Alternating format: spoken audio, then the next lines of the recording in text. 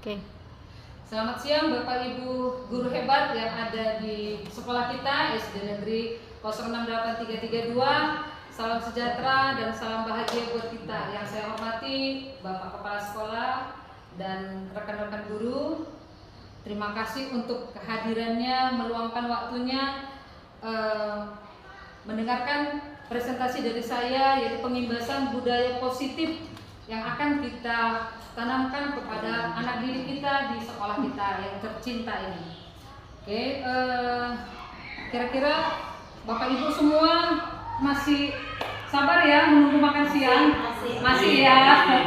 Oke, jadi yang akan saya paparkan adalah budaya positif. Saya mau tanya dulu, kira-kira dalam benak Bapak Ibu semua, kalau budaya positif itu tentang apa? Kira-kira Bapak Ibu ada yang bisa kasih saran? Apa ya maksudnya kalau budaya positif itu? Satu-satu sebentar ya Pak Mario. Ini budaya positif di dalam lingkungan atau budaya positif di luar lingkungan? Di dalam lingkungan sekolah. Kalau lingkungan sekolah, kalau budaya positif dalam lingkungan sekolah ya seperti kita menyapa anak. Oke. Budaya positif bagi saya. Ya. Tadi Bu Manuela ada kasih usul apa itu Bu? Membiasakan membuang sampah pada tempatnya. Iya Kan benar budaya. Pak Adi. Bu Manulang biar gak terhenti di hati. Oke, apa tadi Bu? Tadi Ya, sama juga. Oh sama. Iya. Udah dijawab. Jadi budaya positif itu adalah adanya satu peraturan yang kita buat, lalu kita buat peraturan itu menjadi suatu keyakinan kepada anak didik kita. Jadi peraturan itu dia jalankan dengan keyakinannya, tanpa ada lagi paksaan, tanpa ada kita perlu dihukum. Jadi itu sudah menjadi keyakinan, ada nilai kebajikan yang didapatnya. Dapat nilai kebajikan, akhirnya budaya positif itu berjalan tanpa ada paksaan, tanpa ada harus ingat aku biar nampak lebih keren sama teman-temanku. Jadi seperti itu. Adanya peraturan, dibuat peraturan itu dilaksanakan dengan keyakinannya, lalu membuat lingkungan kita ini menjadi lebih positif, jadi ke arah budaya positif bagi sekolah kita. Nah, tadi saya ada menyampaikan salam dan bahagia. Jadi itu salam dan bahagia itu adalah doa. Biasanya yang kita sampaikan ke siswa kita, apa yang kita keluarkan dari mulut kita ini itu adalah doa. Jadi salam, kita menyapa anak didik kita, lalu salam dan bahagia kita doakan anak-anak kita semuanya berbahagia. Itu kutipan dari Ki Hajar Dewantara. Ya, salam bahagia itu adalah sudah begitu lama tergaungkan oleh Ki Hajar Dewantara. Mungkin bukan maksudnya menggurui, saya pun ini sudah lupa. Setelah saya dapatkan ini dari pendidikan guru penggerak. Wah, ini sudah lama saya tidak ucapkan ke anak-anak. Jadi marilah kita selalu ucapkan kata-kata salam dan bahagia buat siswa kita. Nah, di dalam budaya positif ini ada 6 yang harus kita dengarkan ya Bapak Ibu, yaitu ada 1 perubahan paradigma, stimulus, respon lawan dan teori kontrol. Lalu yang kedua, arti disiplin dan motivasi perilaku manusia. Kelihatankah Bapak Ibu? Kelihatan ya. Lalu yang ketiga ada keyakinan kelas, hukuman dan penghargaan. Lalu yang keempat ada 5 kebutuhan dasar manusia. Yang kelima ada 5 posisi kontrol guru. Nanti kita akan tahu ternyata posisi kontrol guru ini ada 5 apa aja. Lalu yang keenam adalah segitiga restitusi. Segitiga restitusi yaitu nanti penyelesaian masalah. Ya, mencari solusi penyelesaian masalah. Jadi, nah inilah budaya positif ini untuk apa kita ketahui, yaitu untuk membentuk karakter murid, karakter guru, visi misi sekolah kita. Jadi kita menerapkan strategi disiplin positif yang memerdekakan murid, untuk menciptakan ekosistem sekolah yang aman dan berpihak pada murid. Jadi murid merdeka secara kodratnya dan merdeka menurut kodrat zaman. Yang pertama kita bahas yaitu perubahan paradigma. Jadi manusia itu memiliki ada dia yang berpikir secara stimulus respon, ada dia yang teori kontrol. Jadi, nah di sini untuk kita membahas perubahan paradigma, saya ada mau kasih kertas ke Bapak Ibu, boleh ditulis di dalam kertas ini apa kira-kira yang paling berharga di Bapak Ibu. Apa yang paling berharga? Mungkin, aduh, ada berlianku yang berapa karat, mungkin ya, emasku, rumahku, suamiku, anakku, boleh. Saya bagikan ya Bapak Ibu, boleh di nafasku, bisa ya? Iya, boleh ditulis.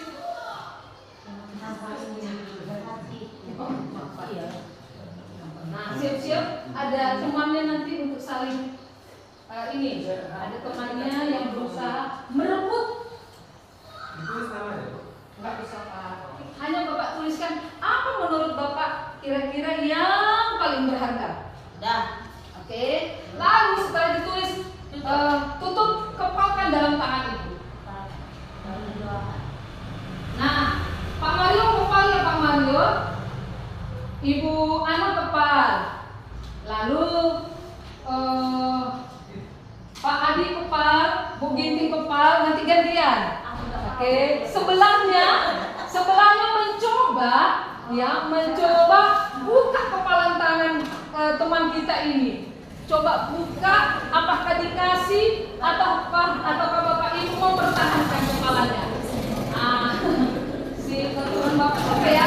Kira-kira ya. Oh saya boleh ya. Izin ya Pak, boleh ya Pak. Jadi Bu Ginting yang buka kepalanya siapa? Bu Manula. Oke, Bu Ana.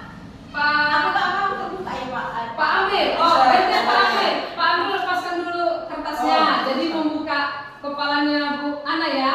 Jadi kalau nggak lepas gimana, Bu? Kalau nggak lepas gimana? Ada hadiahnya? Hadiahnya ilmu nanti. Ya, kita coba ya Pak Adi. Bu Ana, Bu Lama ya coba ya. Oke, ya 1, 2, 3. Bapak harus bertahan ya Pak. Bapak mau relakan. Ini saya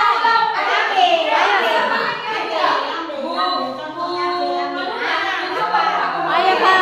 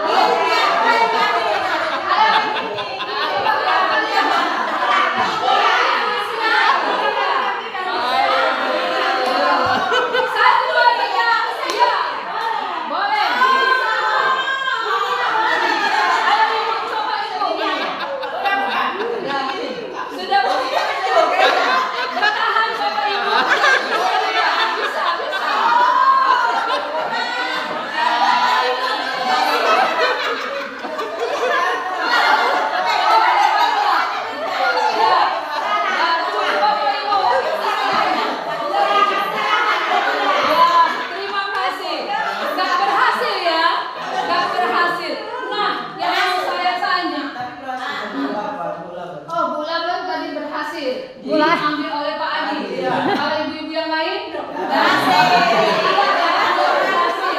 Nah, menurut Ibu siapa yang mengontrol itu? Kenapa bisa Ibu bertahan? Yang mengontrol siapa? Apakah orang lain atau diri Ibu sendiri? Diri kita sendiri ya kan Ibu. Nah, jadi benda yang berharga ini bisa kita kontrol diri kita, pertahankan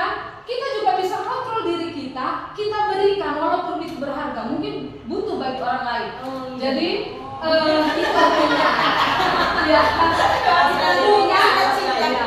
bukan orang lain yang mengontrol Bu Ana, pertahankan itu, bukan orang lain ya Bu, tapi diri kita sendiri. Dan bukan orang lain juga yang mengontrol Ibu, berikan, tapi diri Ibu sendiri yang memang mengontrol, oh aku berikan. Jadi itulah kira-kira gambaran tentang perubahan paradigma tentang mengontrol diri. Jadi dari kegiatan itu ada miskonsep tentang kontrol, yaitu jadi kan itu kita ibaratkan ke siswa. Jika siswa yang pegang kepala itu, kalau kita guru biasanya buka, kan kita bilang ya saya dulu begitu Bu, buka. Tapi setelah saya pelajari itu ternyata itu semua hanya ilusi kita bahwa kita bisa mengontrol siswa. Ya, mereka kita bilang buka, mereka buka bukan karena kita mengatur mereka, tapi itulah kontrol diri mereka dari siswa. Ilusi guru mengontrol murid itu tidak benar. Ilusi bahwa kritik dan membuat orang merasa bersalah dapat menguatkan karakter siswa. Jadi kita ada siswa bersalah, lalu kita berikan sanksi, kita kasih hukuman, ya kita merasa dia akan merubah karakternya, tapi itu hanya ilusi kita. Jadi ada juga penguatan positif kita anggap bermanfaat, ternyata hanya ilusi. Ya, jadi ada yang berpikir perubahan paradigma ini, ada dia si pemikir manusia itu ada yang punya tipe stimulus respon, ada manusia yang tipe dia teori kontrol. Jadi kalau stimulus respon itu apa ya? Jadi yang orang yang cara berpikirnya stimulus respon menganggap semua orang itu punya pandangan yang sama. Kalau yang memiliki teori kontrol, orang itu berusaha bagaimana pandangan dia, pandangan ini, pandangan saya. Jadi berusaha untuk mempelajari semua pandangan orang-orang di sekitarnya. Lalu kalau stimulus respon itu, perilaku buruk itu dilihat sebagai suatu kesalahan. Jadi kalau yang teori kontrol, semua perilaku itu ada tujuannya. Kenapa dia melakukan itu? Dan stimulus respon, dia menganggap orang lain bisa mengontrol diri kita. Kalau yang si pemilik teori kontrol, bahwa diri saya sendirilah yang bisa mengontrol diri saya. Jadi itulah mengenai tentang perubahan paradigma yang sekarang terjadi. Nah, sekarang kita masuk yaitu tentang yang kedua mengenai arti disiplin dan ada motivasi perilaku manusia. Masih semangat Bapak Ibu? Oke, kita lanjutkan. Ternyata disiplin itu berasal dari bahasa Latin. Disiplina artinya belajar. Ya, kita kira selama ini disiplin, oh berarti ini tentang perilaku ya kan? Perilaku ini, disiplin ini. Ternyata itu dari bahasa Latin yang artinya belajar. Makna dari disiplin ini yaitu untuk menggali potensi menuju sebuah tujuan. Ya, tapi dalam budaya kita makna kata disiplin kita rubah itu karena dari faktor zaman dahulu itu terus kita ikuti ya Bapak Ibu, bahwa disiplin itu sesuatu yang harus dilakukan pada orang lain supaya patuh. Kita itu maksud dari disiplin yang kita kita anggap selama ini. Jadi kecenderungan umum adalah menghubungkan kata disiplin dengan ketidaknyamanan, bukan dengan apa yang kita hargai atau pencapaian tujuan kita. Nah, teori motivasi perilaku manusia itu ada dua ya Bapak Ibu. Motivasi perilaku itu ada eksternal ya, dan ada juga yang internal. Nah, teori motivasi manusia, coba Ibu perhatikan ya di ini ada satu menghindari ketidaknyamanan. Siswa kita biasanya hadir tepat waktu. Kalau kita tanya kenapa ya, karena hukum kalau terlambat, begitu ya Bapak Ibu. Jadi dia karena hukuman, makanya dia mengambil sikap untuk disiplin. Lalu ada motivasinya karena untuk mendapatkan imbalan. Misalnya Bu Ana di kelas 1, ayo besok jangan lupa susun rosternya, bawa bukunya lengkap. Siapa yang datang tepat waktu, dikerjakan PR, dapat hadiah ya. Jadi ternyata kita seperti itu membuat anak itu, aku kerjakan nanti supaya dapat hadiah. Jadi hadiah yang yang diinginkannya, bukan karena sudah menjadi budaya lain supaya patuh. Itu maksud dari disiplin yang kita anggap selama ini. Jadi kecenderungan umum adalah menghubungkan kata disiplin dengan ketidaknyamanan, bukan dengan apa yang kita hargai atau pencapaian tujuan kita. Nah, teori motivasi perilaku manusia itu ada dua ya Bapak Ibu. Motivasi perilaku itu ada eksternal ya, dan ada juga yang internal. Nah, teori motivasi manusia, coba Ibu perhatikan ya di ini, ada satu menghindari ketidaknyamanan. Siswa kita biasanya hadir tepat waktu. Kalau kita tanya kenapa ya, karena kena hukum kalau terlambat, begitu ya Bapak Ibu. Jadi dia karena menghindari suatu hukuman, makanya dia mengambil sikap untuk disiplin. Lalu ada motivasinya karena untuk mendapatkan imbalan. Misalnya Bu Ana di kelas 1, ayo besok jangan lupa susun rosternya, bawa bukunya lengkap. Siapa yang datang tepat waktu, dikerjakan PR, dapat hadiah ya. Jadi ternyata kita seperti itu membuat anak itu, aku kerjakan nanti supaya dapat hadiah. Jadi hadiah yang yang diinginkannya, bukan karena sudah menjadi budaya disiplin yang positif. Nah, yang ketiga ada motivasi perilaku manusia itu untuk menghargai diri sendiri supaya menjadi manusia sesuai harapan kita semua. Jadi dia biasanya seperti ini, saya akan menjadi orang yang seperti Pak Adi.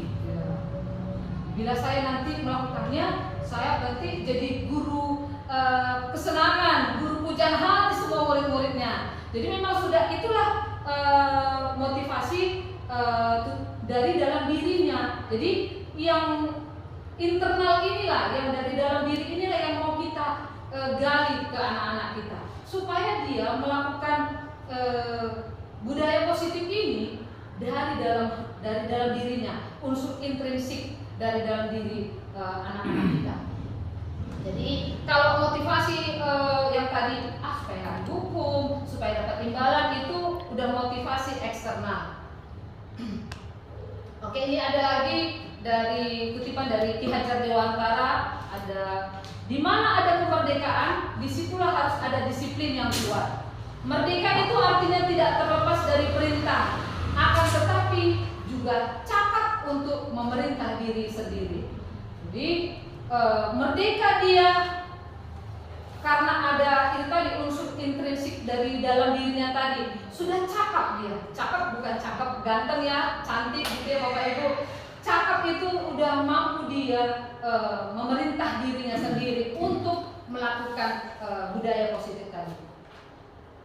Nah, jadi supaya terjadinya budaya positif, ada peraturan di dalam sekolah kita, di dalam kelas kita. Nah, dari peraturan itu kan ada peraturan datang tepat waktu, ya, harus memakai pakaian seragam lengkap dengan atribut pada saat upacara, ya, seperti itu ya Bapak Ibu. Lalu peraturan ini dilaksanakan dengan adanya keyakinan kelas. Jadi keyakinan kelas boleh kita buat di kelas kita masing-masing, ya. Ada kita buat keyakinan kelas ini, kita perbaiki kalimatnya. Kalau di peraturan kan dilarang membuang sampah. Nah, jadi di keyakinan kelas kita buat, kita perbaiki kalimatnya. Buanglah sampah pada tempatnya. seperti itu Bapak Ibu. Yang nanti coba kita buat di kelas kita masing-masing. Bukan mau mengajari Bapak Ibu. Nah, jadi keyakinan kelas ini kata-katanya lebih positif, ya. Hindari kata-kata larangan, tidak, jangan, seperti itu. Seperti kesepakatan kelas gitu lah ya. Iya, kesepakatan kelas boleh. Jadi kalau di kelas 5 siswa saya ajak selalu sepakat. Jadi tidak saya yang memulai mengeluarkan kata-kata, saya hanya mengarahkan. Lalu mereka mencoba. Saya hanya mengarahkan. Kita kan sekarang ini diminta guru itu bukan menjadi guru tidak lagi memerintah, tapi anak-anak kita minta. Lalu kita arahkan. Kita dengarkan pendapat mereka. Itulah yang lagi digaung-gaungkan ini. Pendidikan berpihak pada murid. Silahkan kita beri kesempatan kebebasan sama mereka mengeluarkan pendapat-pendapatnya. Jadi kalau di kelas 5 mereka ada saya minta, ayo silahkan mereka tulis di voice kertas kecil, lalu nanti mereka bacakan. Nah, saya tugasnya, yuk bahasa yang ini lebih baik kalau begini ya. Nah, nggak main berantem-beranteman Bu. Mereka bilang begitu. Nah, jadi kita buat keyakinan kelasnya seperti ini. Bermainlah dengan aman, seperti itu, ya. Terus tidak coret-coret meja, kursi tidak digoyang-goyang Bu.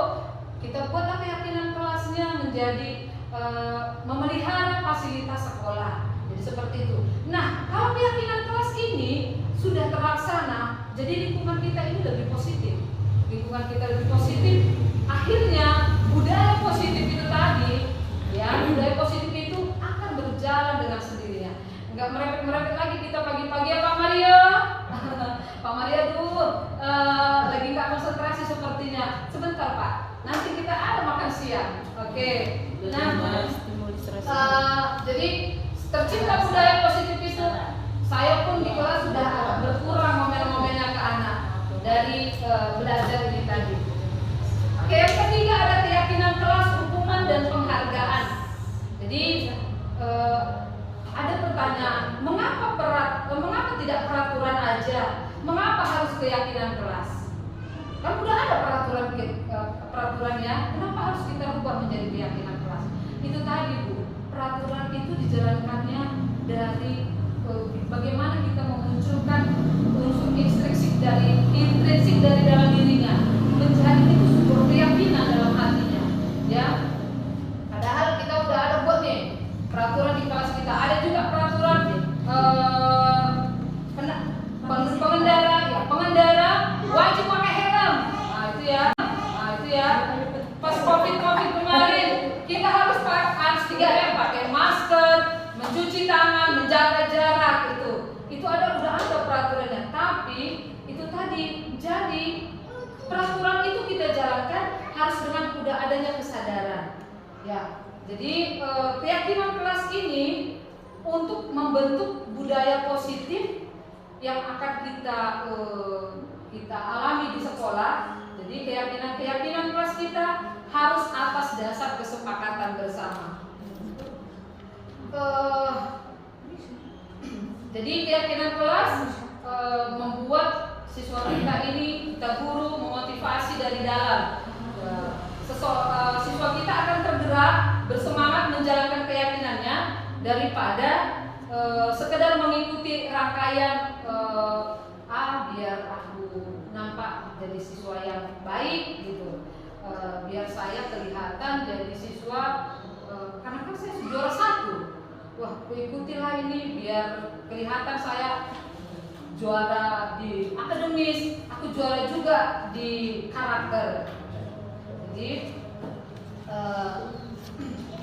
kalau di kesepakatan kelas ya Bapak Ibu, pasti Bapak Ibu sudah banyak juga membuatnya, yaitu guru-guru, pamannya nih kesepakatan kelas. Contohnya, guru dan siswa saling menyayangi, ya. Kami murid-murid semangat belajar.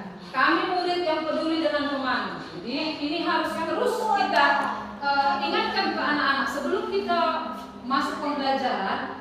Kita harus ingatkan ke anak-anak, ayo kesepakatan kelas kita yang sudah kita yakini, boleh kita ulang lagi. Jadi anak-anak itu sudah terbiasa, oh nggak perlu lagi diingatkan, udah jadi budaya. Kita lanjutkan ya Bapak Ibu. Coba saya bikin ice breaking dulu biar nggak begitu terlalu dingin suasana. Jadi biar dihangatkan dengan ice breaking. Oke, ice breakingnya gampang-gampang aja. Kasih bom. Oh bukan, permennya huruf-huruf ya. Oke, ice breakingnya perhatikan clue-nya. Perhatikan clue-nya. Clue-nya adalah 26 hewan dalam kotak. Jika hewan ke-10 adalah jerapah, hewan ke-11 kuda, hewan ke-5 apa ya Bu Ginting? Hewan ke-10. Takut salah Bu Ginting. Apa Bu? Jerapah. Hewan ke-10 jerapah, hewan ke-11 kuda.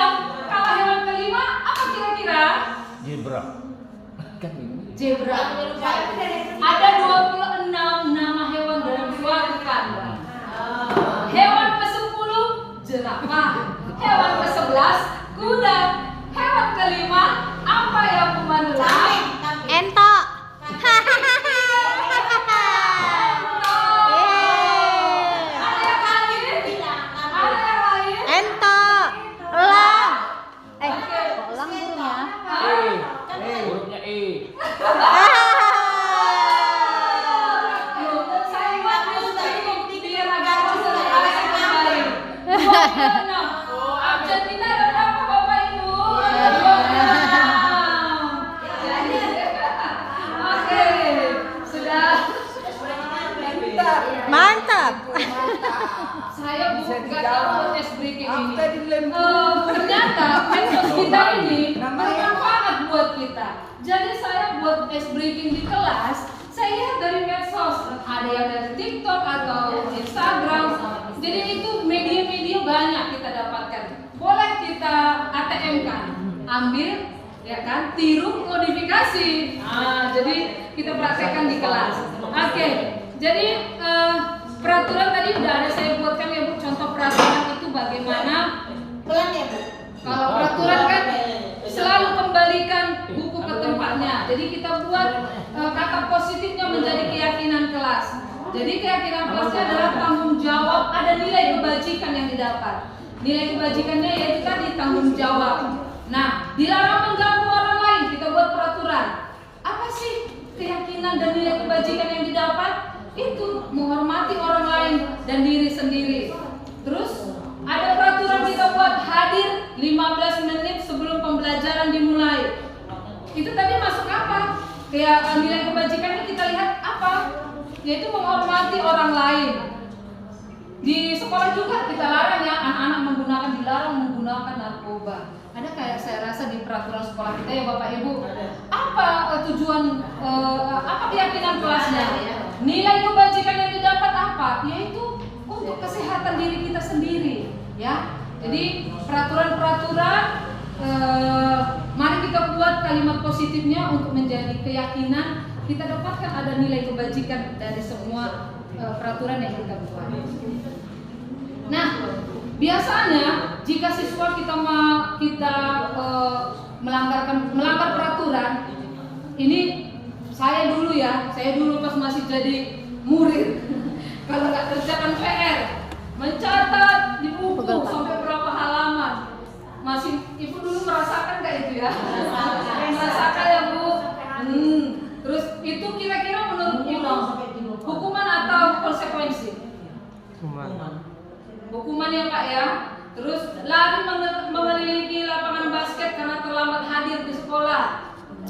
Ya, hukuman. Terus disuruh minta siswa kita mengganti kertas teman nih karena dicoret-coret. Udah teman siap mengerjakan tugas, temannya datanglah si Ani, ya kan? Si Ani dicoret-coret kertasnya tadi padahal cuma dikumpulkan.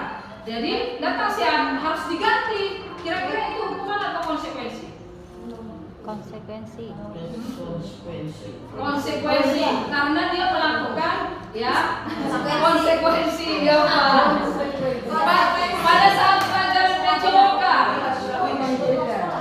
jadi pada saat PJOK biasanya anak kita paling rajin ya Pak PJOK, padahal nanti les terakhirnya pagi-pagi dia ingatkan Pak Adi karena dia terlambat ikut PJOK diminta lagi mengelilingi lapangan. Nah, kira-kira itu hukuman atau konsekuensi Bapak Ibu? Dia pas PJOK terlambat datang mengikuti PJOK-nya, lalu diminta untuk lari mengelilingi lapangan. Hukuman. Pada saat PJOK loh Pak, bukan Enggak lah. Dari sini lah. jadi itu konsekuensi karena dia terlambat pada saat PJOK. Itu kan melatih untuk motoriknya juga Pak. Ya, hanya lari 2 kali untuk pemanasan Pak. Jadi konsekuensinya. Iya. Ternyata ya Pak, penghargaan yang kita berikan kepada anak-anak kita ini, penghargaan ini kita berikan, ternyata itu bisa menjadi hukuman bagi siswa kita. Ya, saya juga baru saya sadari, loh, kita kan anak itu mampu, kita kasih remote, kadang saya kasih uang 1.000, kadang saya kasih makanan, kasih permen, ternyata bisa itu menjadi hukuman. Hukuman bukan maksudnya fisik ya, hukuman fisik itu hukuman buat siswa. Jadi itu tadi siswa kita berusaha karena itu tadi untuk mendapatkan imbalan. Dan orang-orang di sekitarnya, teman-temannya itu merasa mentalnya dia turun, down. Iya karena dia tidak mampu, udahlah. Jadi dia merasa udahlah nanti yang bisa paling dia yang dapat. Jadi apa yang harus lalu ingin rasa dicintai, ingin memiliki, ya ingin dimiliki. Yang ketiga karena pengen berkuasa, ya, menunjukkan aku berkuasa untuk kelas aku, ya. Lalu yang keempat ada kebebasan, saya ingin bebas, nggak mau saya ada aturan, saya ingin dia mau menunjukkan kebebasan. Lalu karena kesenangan. Ada anak-anak kita ini ya usil dia di kelas, usil dia ganggu gitu. Jadi ternyata kenapa dia mengganggu? Karena kesenangan. Jadi disitulah kita arahkan. Nah kalau kesenangan kamu yang lain apa?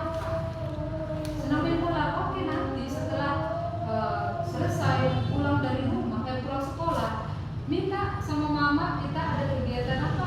Sekolah bola gitu kesenangan. Jadi kita arahkan dia yang positif.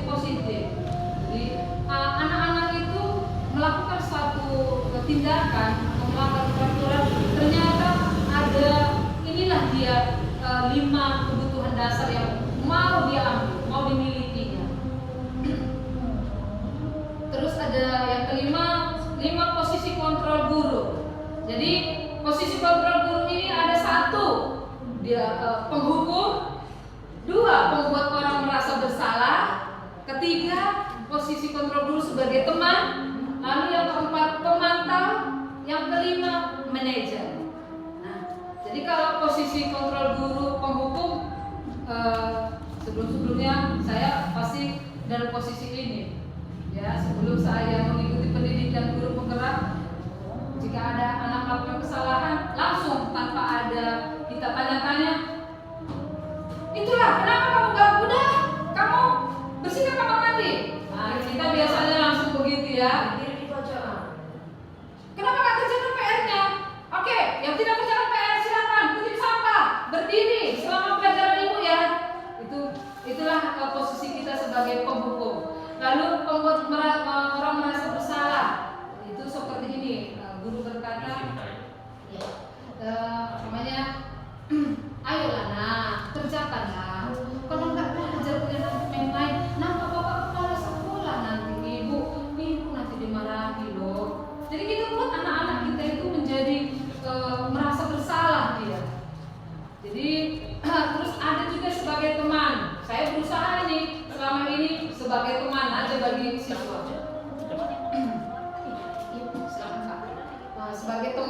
Lalu kita seolah-olah sebaya dengan siswa kita.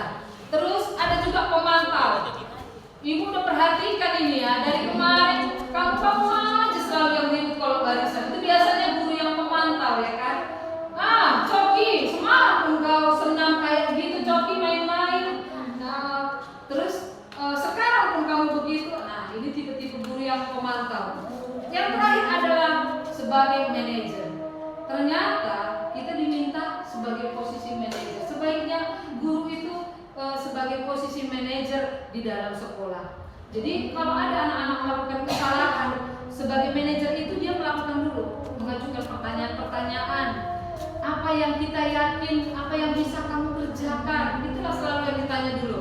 Terus menguatkan pribadi siswa, ya. Lalu murid meletakkan dirinya sebagai individu yang positif di dalam dunia berkualitas. Terus bagaimana caranya saya memperbaiki keadaan? Itulah tugas seorang manajer. Lalu manajer ini tadi mengevaluasi diri, bagaimana cara memperbaiki diri. Jadi kan kayak kemarin kami sudah melakukan praktek dari posisi manajer, saya ada buat praktek ke siswa. Jadi itu perkataannya begini, menurut Talia terlambat datang ke sekolah, apakah itu sudah melaksanakan keyakinan kelas kita? Tidak, Bu. Jadi kalau tidak melakukan keyakinan kelas, apa yang harus Talia lakukan supaya tidak terlambat lagi? Jadi kita mengajukan pertanyaan, siswa kita minta coba cari solusi. Berarti saya Bu harus datang tepat waktu, saya bangun cepat, saya bunyikan alarm. Kalau nanti alarmnya udah bunyi nggak bangun saya Bu, saya minta bantuan Ribu, minta bantuan kakak, abang untuk bangunkan. Jadi dapat solusinya. Kita sebagai manajer, jika ada siswa salah, kita harus tanya apa, kenapa kamu buat begini. Jadi kita mengajukan pertanyaan-pertanyaan. Lalu apakah itu sudah melakukan yang dilakukannya sudah menjadi peraturan, sudah melaksanakan peraturan, lalu mencari solusi. Jadi manajer mencari solusi. Kalau kita sebagai penghukum, solusinya nggak ada kita kasihkan Bapak Ibu. Kalau kita membuat orang merasa bersalah, nggak ada solusi yang kita beri. Begitu juga sebagai teman kita buat ke siswa atau pemantau, tidak ada solusi. Tapi kalau jadi manajer, ada solusi yang kita berikan. Nah, untuk menjadi manajer ini, yang terakhir itu restitusi. Ini segitiga restitusi, yaitu untuk proses menciptakan kondisi murid, memperbaiki kesalahan mereka sehingga mereka bisa kembali pada kelompok mereka dengan karakter yang lebih kuat. Itulah maksud dari restitusi. Jadi di restitusi itu untuk mencari solusi yang akan mereka perbaiki supaya tidak terjadi kesalahan lagi. Jadi ciri-ciri restitusi itu satu, bukan untuk menebus kesalahan, namun belajar memperbaiki kesalahan. Yang kedua, memperbaiki hubungan. Terus yang ketiga, menawarkan, jadi bukan paksaan. Yang keempat, untuk menuntun, melihat ke dalam dirinya, mencari kebutuhan yang mendasari tindakannya. Kebutuhan apa yang mendasari dia supaya kenapa dia terlambat ke sekolah. Rupanya dasar yang dia miliki itu untuk bertahan hidup. Mungkin dia melakukan ada tugas dulu dikerjakannya di rumah. Dia masak dulu, ya. Mungkin orang tuanya cepat pergi bekerja, diberikan dia tugas harus masak dulu. Jadi kita harus cari dulu dasar dia melakukan kesalahan itu apa. Lalu restitusi itu cara yang paling baik untuk bisa fokus pada karakter, bukan tindakan, apalagi fisik ya Bapak Ibu.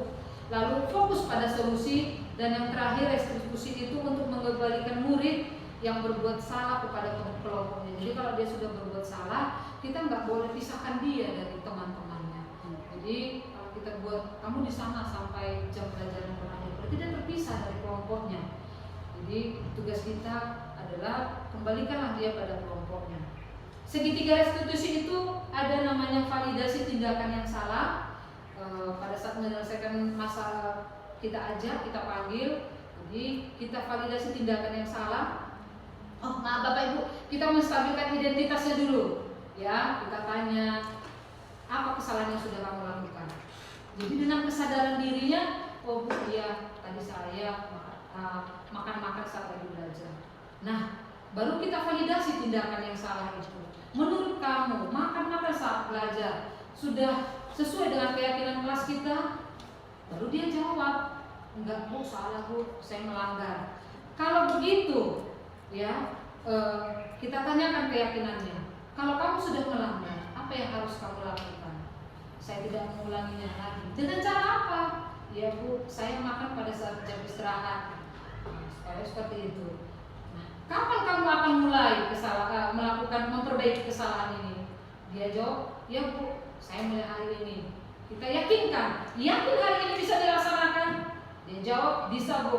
Oke, jadi itulah namanya segitiga restitusi, tujuannya untuk memecahkan suatu masalah dengan adanya solusi, bukan untuk kita menyalahkan. Itulah kau tadi jam istirahat, bukannya makan, udah masuk baru makan. Nah, jadi itu tindakan yang mencari kesalahan-kesalahan. Jadi kita lakukanlah segitiga restitusi ini Ibu untuk memecahkan suatu masalah yang atau kesalahan-kesalahan siswa kita, baik dia melanggar dari keyakinan kelas kita. Nah, jadi kalau tahapan restitusi ini kita sudah jalankan, ya seperti tadi sudah kita laksanakan, menstabilkan identitas, validasi tindakan yang salah, lalu menanyakan keyakinan, maka jadi pasti siswa itu akan merasa dia dihargai, dia ingin berbuat lebih baik lagi. Jadi siswa itu tahu dia apa yang diinginkannya, apa perilaku yang harus dia rubah. Jadi banyak sekali segi positif yang didapatkan siswa dari segitiga restitusi ini. Jadi kita pun guru tidak merasa bersalah, ya, kita nggak merasa bersalah kalau kita melaksanakan pendidikan guru penggerak yang saya dapatkan. Sebelum dan sesudahnya saya ucapkan terima kasih, salam bahagia buat kita semua guru-guru UPD SDN 068332. Tuhan memberkati. Terima kasih. Terima kasih. Banyak Kekurangan saya. Iya, kekurangan kalau gitu. Gak ada Jadi pertanyaan. apa yang Biasanya ada pertanyaan. dalam mengeluarkan kebiasaan yang baik? Salah satunya ini tadi. Saya imbaskan. Udah. Kami baca. Listrik.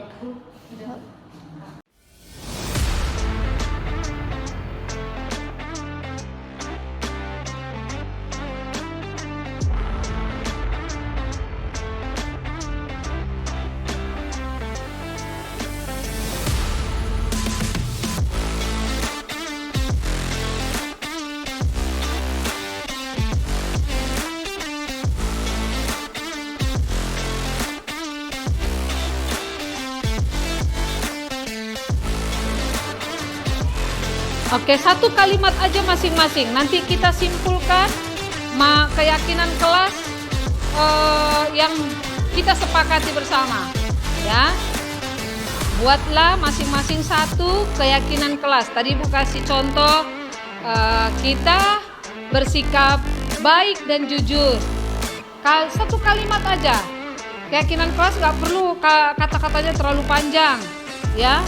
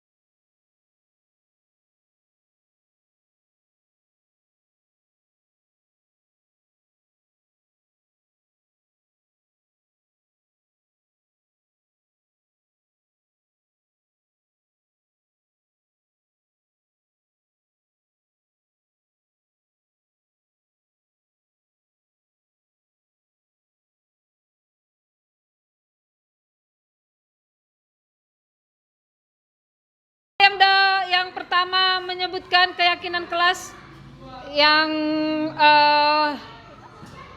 mau akan kita buat ini masing-masing ya. Nanti pasti ada yang sama ya. Ada yang sama, lalu ada kata-kata nanti kita kalau kurang tepat kita benarkan ya. Coba silakan ke depan Julfan dan bacakan menurut kamu keyakinan kelas yang perlu kita buat di kelas dan sekolah kita. Sopan kepada guru. Hah? Ibu minta tadi satu-satu aja. Oke, sopan kepada guru. Terus kira-kira yang kedua apa yang kamu buat? Menghargai guru saat memberikan pelajaran. Menghargai guru saat memberikan pelajaran. Oke, coba yang pertama tadi apa, Nak? Sopan kepada guru. Sopan kepada guru. Menghargai guru saat memberikan pelajaran. Menghargai guru saat memberikan pelajaran. Kayaknya bisa digabungkan ya kan? Sopan dan menghargai guru saat belajar di kelas atau di sekolah. Oke, ya. Oh gitu. Aduh, Julfan. Oke, thank you Julfan. Kedua? Oke, Vera silakan ke depan.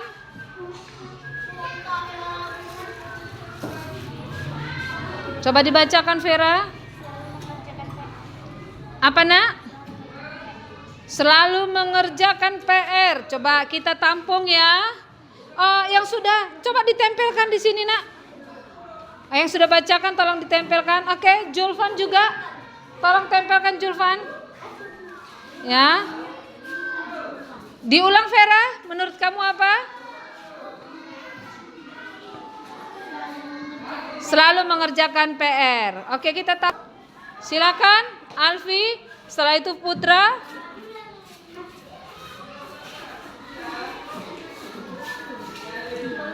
Punya Julfan mana kok belum ditempel? Menghargai daerah, suku, dan agama teman sekelas dan seluruh masyarakat sekolah. Menghargai Suku, agama, dan daerah teman sekelas dan seluruh masyarakat di sekolah. Oke, menghargai suku, agama, dan adat istiadat itu ya, bukan daerah ininya, yang lebih tepatnya adat istiadatnya maksudnya, atau budaya daerahnya gitu ya. Oke, menghargai suku, agama, dan budaya teman di kelas dan di sekolah. Oke, tempelkan. Baca Putra. Kita tidak boleh mengejek sesama teman. Tidak mengejek sesama teman. Oke, kita tampung. Terima kasih Putra. Lanjutkan siapa? Tanpa disuruh. Ayo maju.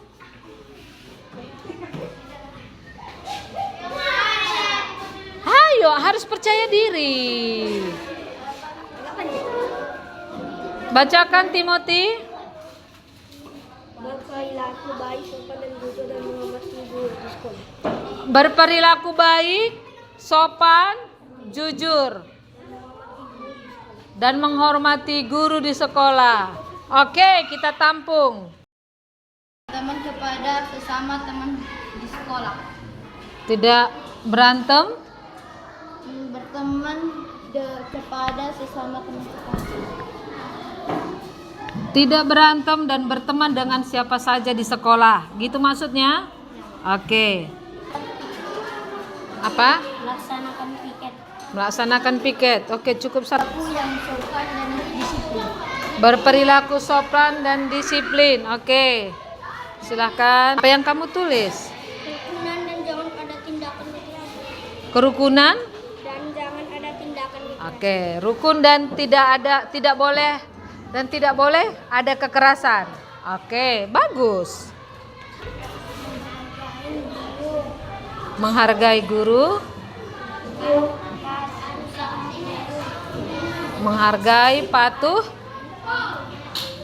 Apalagi? Itu aja. Menghargai dan patuh kepada guru. Oke, terima kasih Adrian.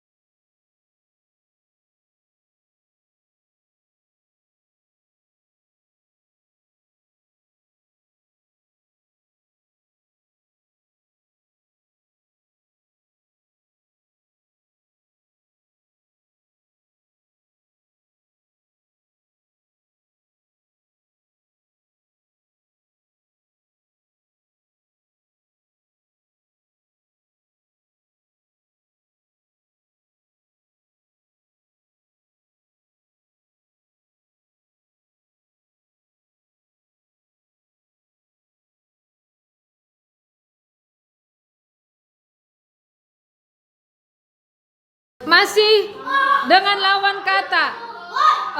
Boleh Yolanda paling belakang aja yang perempuan. Ayo.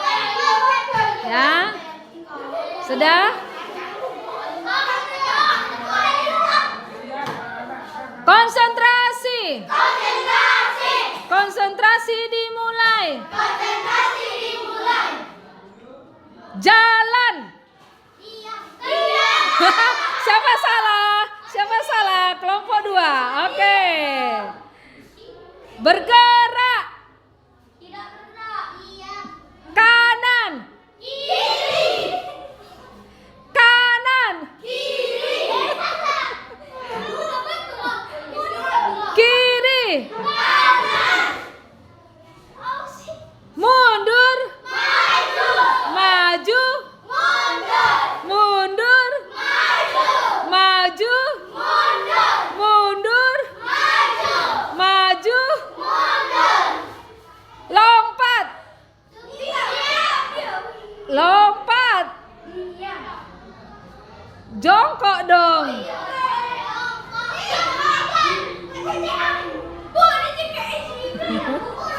Sudah? Konsentrasi.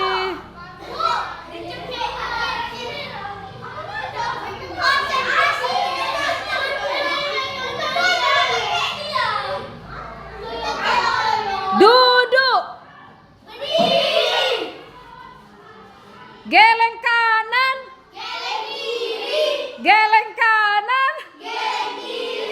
Geleng kiri-kiri.